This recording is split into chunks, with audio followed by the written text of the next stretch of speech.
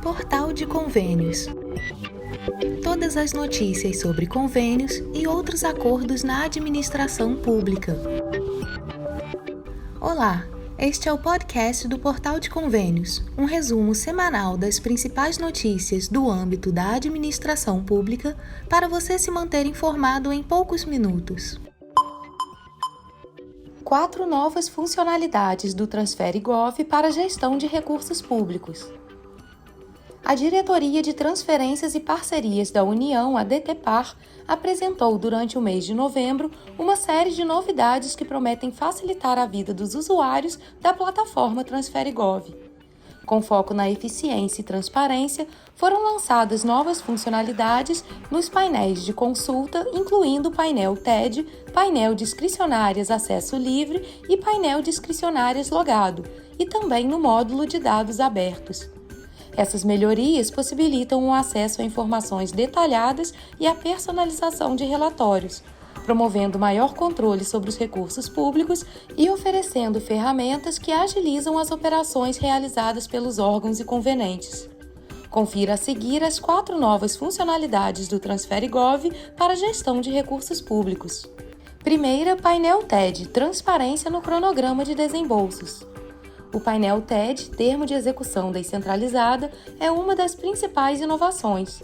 Com ele é possível acompanhar os dados do cronograma de desembolso dos recursos disponibilizados para os TEDs firmados entre órgãos e entidades integrantes dos orçamentos fiscal e da Seguridade Social da União. Como acessar? Acesse o painel TED em ted.painéis.gov.br. Clique no menu Plano de Ação e visualize a tabela cronograma com o ano, mês e os respectivos valores de desembolso. Utilize a tela Consulta Personalizada para criar relatórios customizados com os dados disponíveis. Segunda funcionalidade, painel Discricionárias Acesso Livre, relatórios personalizados para convenentes. No painel Discricionárias Acesso Livre, convenentes podem gerar relatórios customizados com informações detalhadas sobre propostas cadastradas, incluindo coordenadas geográficas das obras, latitude e longitude, e resumo físico-financeiro do módulo de obras, com percentuais de execução e valores realizados. Como gerar consultas personalizadas? Acesse o painel em discricionárias.painéis.gov.br, clique no menu Consulta Personalizada, selecione os novos campos disponíveis e configure o relatório de acordo com sua necessidade. Terceira funcionalidade, painel Discricionárias Logado, funcionalidades avançadas. Voltado para usuários logados, o painel Discricionárias Logado oferece novas dimensões e métricas que tornam a análise de dados ainda mais robusta. Campos disponíveis para consultas: ajuste de plano de trabalho, número, data e situação do ajuste, solicitações de alteração, número, data, situação e objeto da solicitação e rendimento de aplicação, valores solicitados e aprovados com status e datas. Como utilizar? Acesse o painel em gestãoparcerias.painéis.gov.br/QLIKView/formlogin.htm. Realize o login com suas credenciais. Clique em Consulta Personalizada e selecione os campos desejados para gerar relatórios. Quarta funcionalidade, dados abertos, maior transparência e acesso às informações. O módulo Dados Abertos agora inclui informações do resumo físico-financeiro de obras, como percentuais de execução e valores detalhados, dados do PAC Formalização, vinculados às propostas cadastradas e coordenadas geográficas das obras. Essas adições reforçam o compromisso com a transparência e permitem que gestores e cidadãos acompanhem com mais precisão a aplicação dos recursos públicos. As novas funcionalidades do Transfere Gov são um avanço na gestão de transferências da União e podem ajudar os gestores no andamento de projetos relacionados e convênios e contratos de repasse firmados com a União. Com ferramentas mais práticas e transparentes, os usuários podem otimizar suas operações e acompanhar os recursos públicos com maior eficácia. FIES 2024 – Inscrições para vagas remanescentes foram abertas com novas regras. O Ministério da Educação deu início na segunda-feira, 25 de novembro, às inscrições para as vagas remanescentes do Fundo de Financiamento Estudantil, o FIES, referentes ao segundo semestre de 2024. O processo, regido pelo edital número 32 de 2024, marca mais uma etapa no compromisso de ampliar o acesso ao ensino superior no Brasil. É sempre importante que estudantes interessados fiquem atentos aos prazos e requisitos do edital para não perderem a oportunidade de garantir o financiamento de seus estudos. As inscrições para as vagas remanescentes deveriam ser feitas exclusivamente pela internet por meio do sistema de seleção do FIES, o FIES Seleção, no portal Acesso Único do MEC. O sistema ficou aberto para os interessados até 29 de novembro. O resultado da ordem de classificação e da pré-seleção será divulgado no dia 4 de dezembro com uma única chamada e formação de lista de espera para as vagas não ocupadas. Essas oportunidades referem-se às posições de financiamento que não foram preenchidas nas etapas regulares de seleção do programa. De acordo com o edital, as vagas remanescentes destinam-se exclusivamente a estudantes já matriculados no curso, turno e local de oferta para os quais se inscreveram. Os candidatos devem atender a uma das seguintes condições: estar em situação de cursando no momento da inscrição ou ter concluído o semestre com aproveitamento de, pelo menos, 75% das disciplinas. Além disso, para fortalecer o impacto social do FIES, o MEC estabeleceu critérios de prioridade. Estudantes com renda familiar per capita de até meio salário mínimo inscritos no CAD único e aqueles que se autodeclararem pretos, pardos, indígenas, quilombolas ou pessoas com deficiência terão preferência na classificação. Esses candidatos também poderão solicitar financiamento de até 100% dos encargos educacionais cobrados pelas instituições de ensino. O processo de identificação dos candidatos prioritários será realizado automaticamente pelo sistema FIES Seleção, que utilizará dados do CAD único fornecidos pelo Ministério do Desenvolvimento e Assistência Social, Família e Combate à Fome. A integração tecnológica visa assegurar que as vagas remanescentes beneficiem de fato os estudantes em situação de maior vulnerabilidade. Uma das principais novidades anunciadas para o próximo ano é o FIES Social, instituído pela Resolução número 58 de 2024, que reforça o papel do programa como um instrumento de inclusão e transformação social. A proposta do MEC é priorizar estudantes de baixa renda e oferecer condições mais acessíveis para financiar os estudos, ampliando as oportunidades de formação no ensino superior. Com essas mudanças, o MEC reafirma seu compromisso com a educação como ferramenta de mudança social, garantindo que o FIES continue a ser um aliado estratégico na democratização do ensino superior no Brasil. Instituído pela Lei nº 10.260, de 12 de julho de 2001, o Fundo de Financiamento Estudantil é um programa do MEC. Seu objetivo é conceder financiamento a estudantes de cursos de graduação em instituições de educação superior privadas que aderiram à política e possuem avaliação positiva no Sistema Nacional de Avaliação da Educação Superior, o SINAES. Pode se inscrever no FIES quem tiver participado do Exame Nacional do Ensino Médio a partir da edição de 2010 e tiver obtido média aritmética das notas nas provas igual ou superior a 450 pontos, bem como nota superior a 0 na redação. Também é necessário possuir renda familiar mensal bruta por pessoa de até 3 salários mínimos. Confira as novas regras do edital número 32 de 2024 acessando o link disponível em portalconvênios.com. Orçamento. Com rombo de 15 bilhões de reais, municípios debatem a Lei Orçamentária Anual 2025. Com a proximidade do fim do ano e em fase de transição de mandato, os gestores do Executivo e Legislativo debatem os esforços necessários para aprovar os orçamentos municipais de 2025. As câmaras de vereadores têm a tarefa de deliberar sobre a Lei Orçamentária Anual, a LOA, que estabelece o planejamento financeiro do próximo ano, definindo a alocação dos recursos públicos de acordo com a arrecadação de impostos. Em Anápolis, em Goiás, por exemplo, a Câmara Municipal já aprovou em primeiro turno o projeto de Lei Complementar 150 de 2024, que trata da LOA. A proposta estima uma receita de 2,3 bilhões para 2025, valor 6,9% superior ao orçamento atual.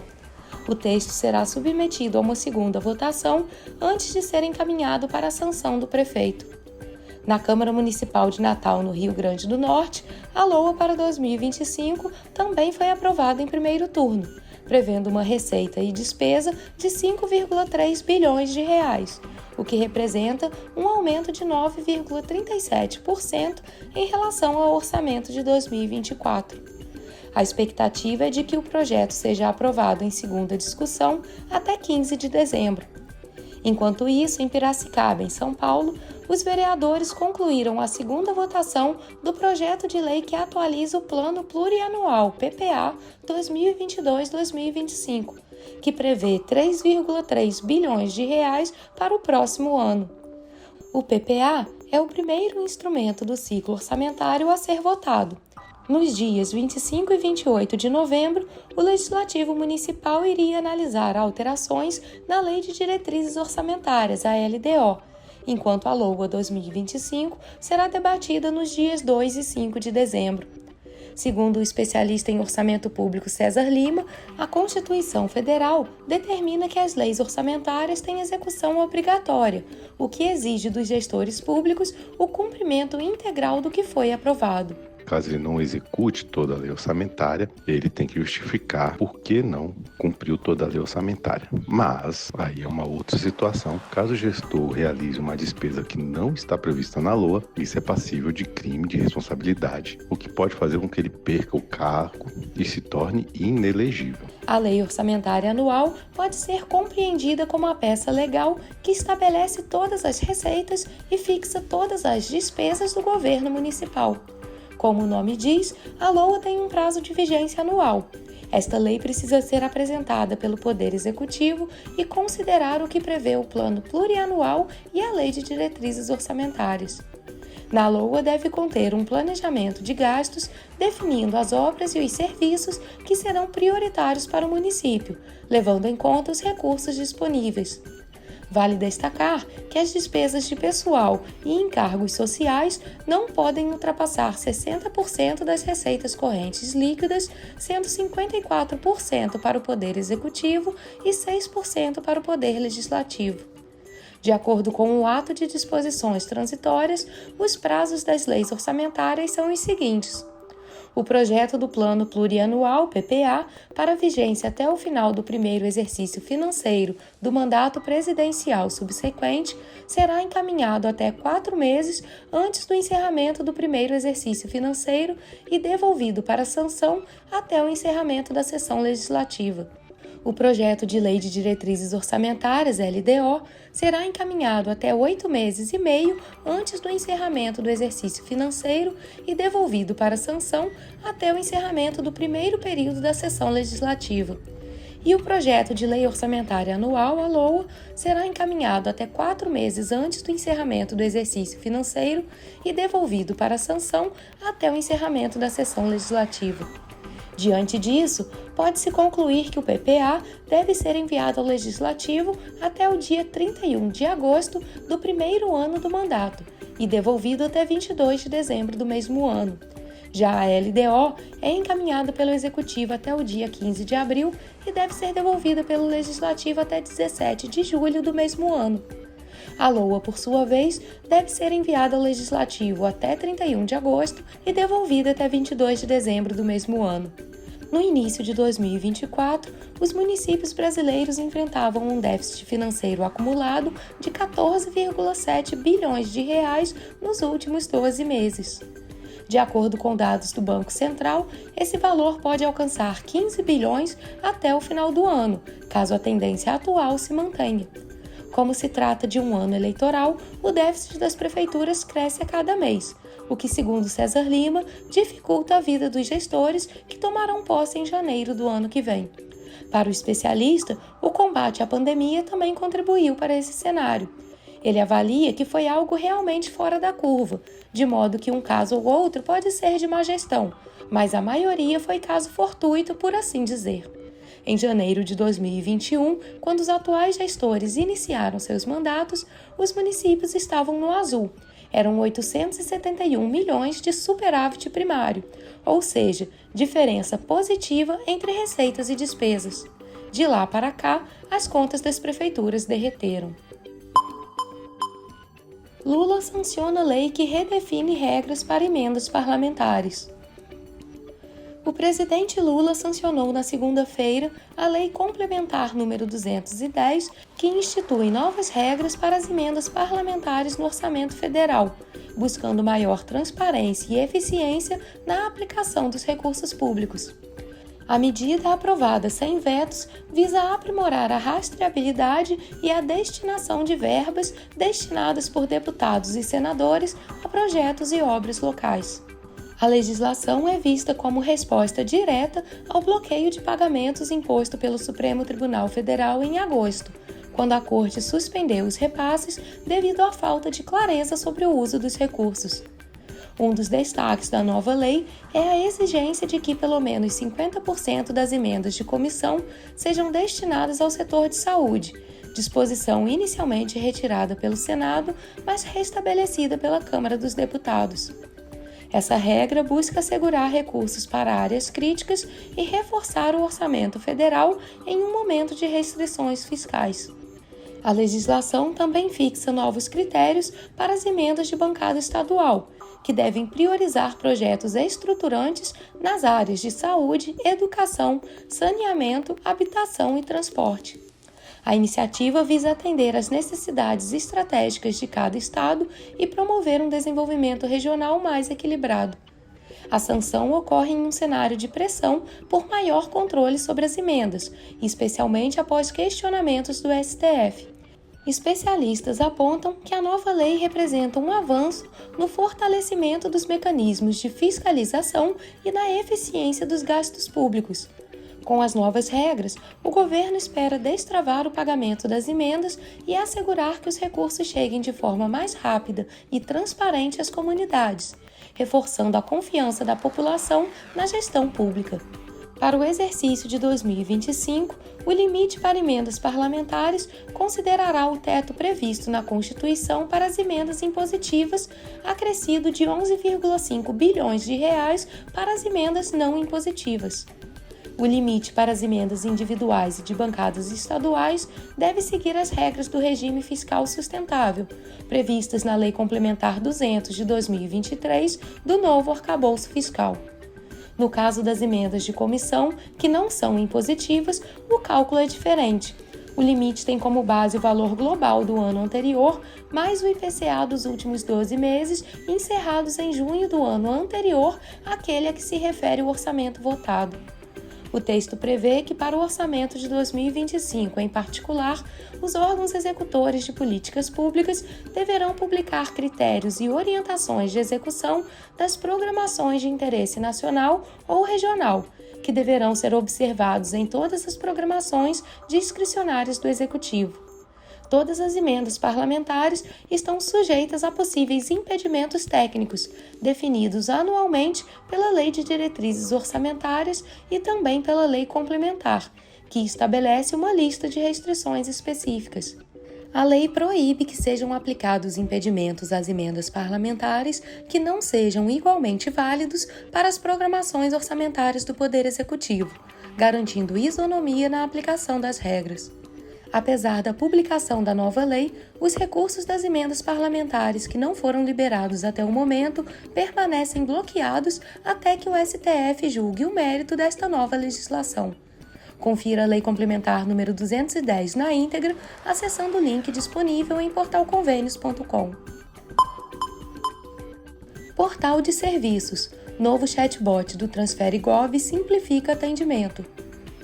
Usuários do TransfereGov e das soluções do Processo Eletrônico Nacional agora contam com um aliado para simplificar a interação com a Central de Atendimento dos sistemas geridos pelo Ministério da Gestão e da Inovação em Serviços Públicos, o MGI, o chatbot ou assistente virtual disponível no portal de serviços.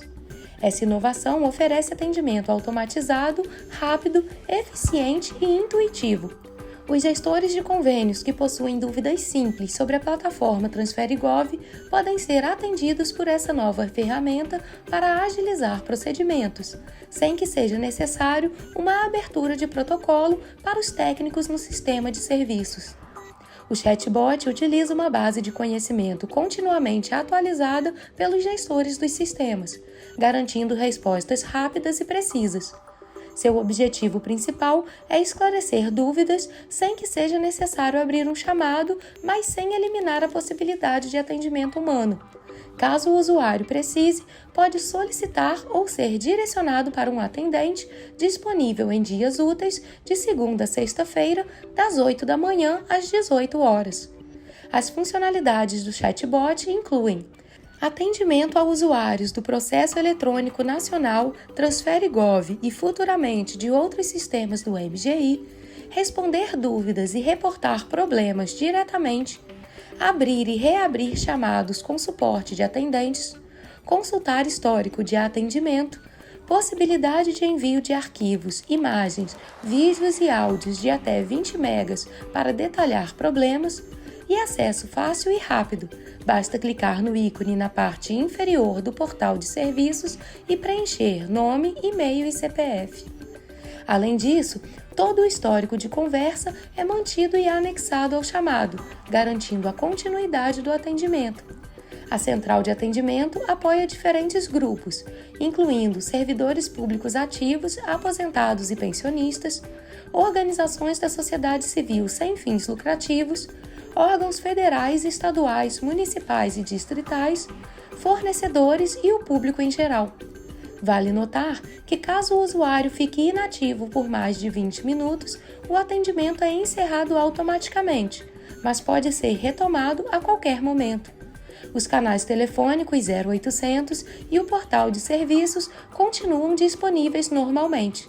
Perguntas frequentes também estão acessíveis tanto no chatbot quanto no site da Central de Atendimento. Importante também destacar o que o chatbot não faz. Ele não realiza atendimento humano fora do horário comercial, respostas a demandas relacionadas à conta gov.br ou a sistemas sem suporte para abertura de chamado e recuperação de senha do portal de serviços, lembrando que nenhum atendente solicitará senhas ou dados pessoais. O chatbot no portal de serviços é um marco da modernização do atendimento do MGI, promovendo agilidade, eficiência e personalização. Explore essa ferramenta e otimize sua interação com os sistemas estruturantes.